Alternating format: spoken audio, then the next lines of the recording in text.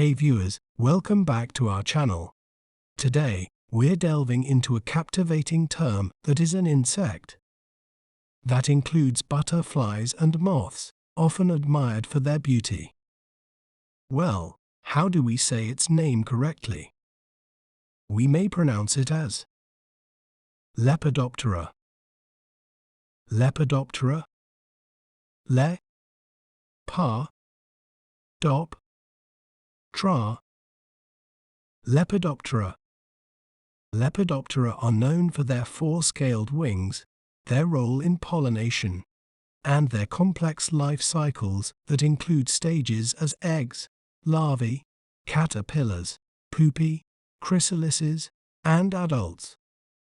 Isn't it fascinating how breaking down a word can make it clearer? If you enjoyed learning about Lepidoptera, be sure to subscribe to our channel for more educational content. Thanks for watching. Remember, knowledge is power. See you next time.